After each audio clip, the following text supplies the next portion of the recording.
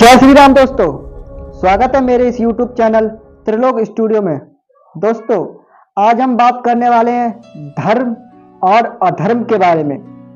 धर्म क्या है और अधर्म क्या है, हमें धर्म क्यों करना चाहिए और अधर्म क्यों नहीं करना चाहिए। दोस्तों, धर्म के लिए श्री कृष्ण ने महाभारत युद्ध करवा दिया, सिर्फ धर्म के लिए। तो दोस्तों, आइए हम जानते हैं इस वीडियो में कि धर्म और अधर्म क्या है और धर्म और अधर्म में क्या अंतर है। दोस्तों, वीडियो को शुरू करने से पहले अगर आप मेरे इस चैनल पर नए हो तो मेरे चैनल को सब्सक्राइब करना ना भूलें और उसके बगल में जो बेल आइकन का घंटा है उसे ऑल पर जरूर कर दें। दोस्तों, आइए हम शुरू करते हैं।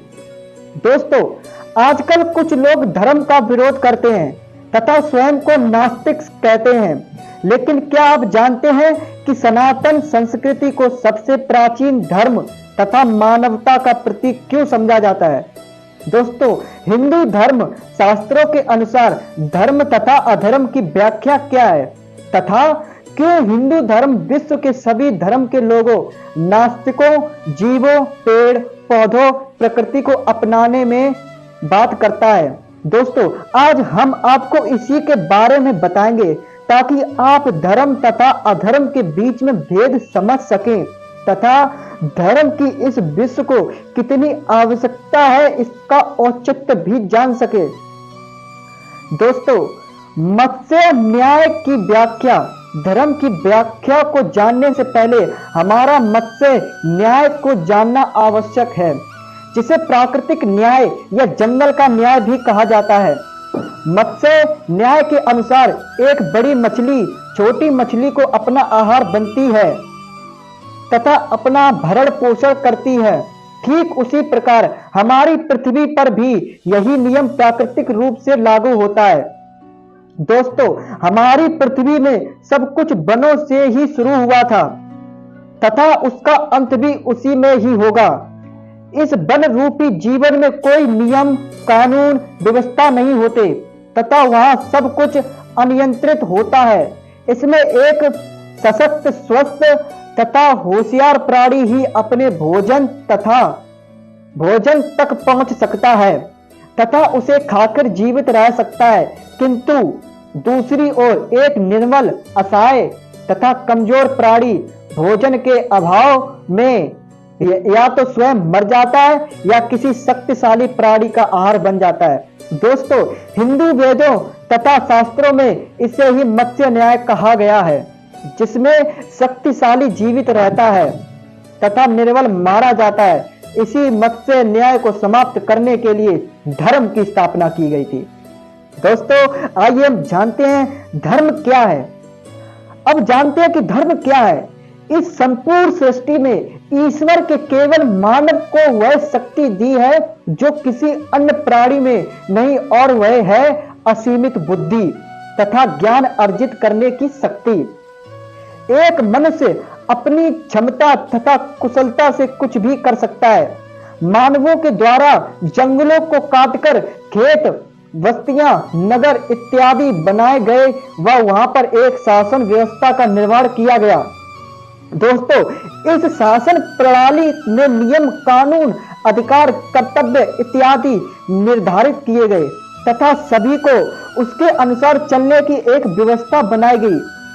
उसका मुखिया एक सरदार, राजा, महाराजा इत्यादि को बनाया गया, जिसका उत्तरदायित्व होता है इस शासन व्यवस्था का पालन करवाना। दोस्तों, इस शासन व्यवस्था के अनुसार सभी के लिए नियम निर्धारित थे, जिसके द्वारा कमजोर व असहाय प्राणियों की रक्षा की जाती थी तथा सभी को न्याय दिया जाता था। इसी को धर्म की संज्ञा दी गई है, जिसका पालन करवाने का उत्तरदायित्व राजा का होता था।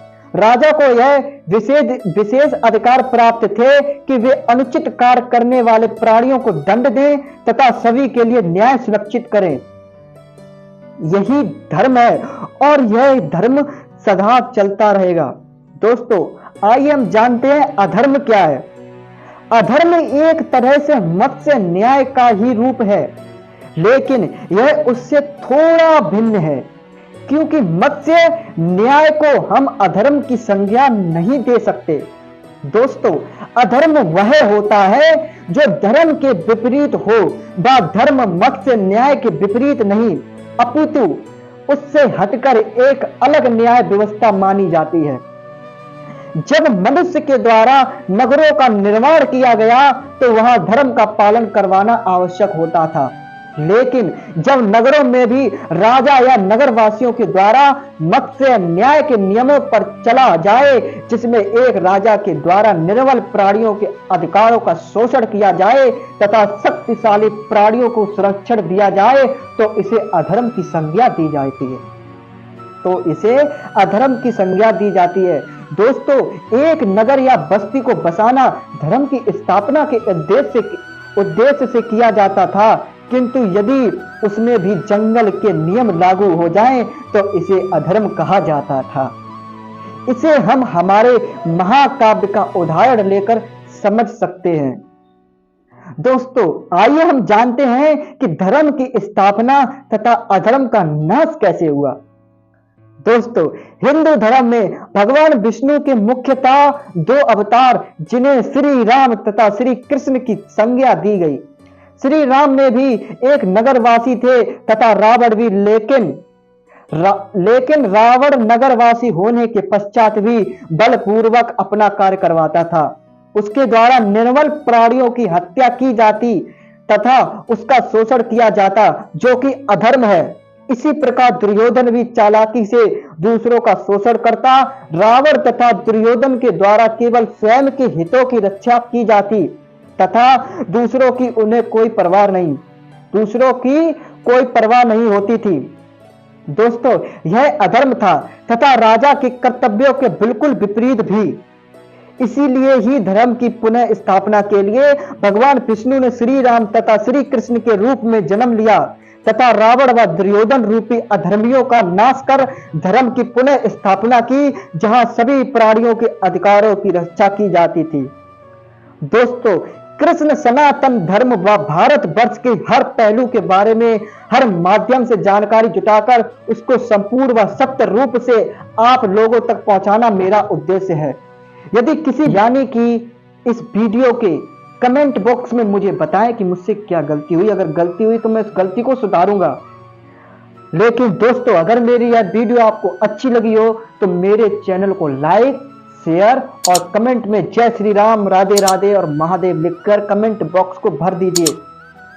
दोस्तों, अगर आप मेरे इस चैनल पर नए हो, यह बात मैं वीडियो की स्टार्टिंग में भी कह चुका हूं, अगर आप मेरे चैनल पर नए हो तो मेरे चैनल को सब्सक्राइब करें और बेल आइकन का नोटिफिकेशन ऑल पर दबाकर।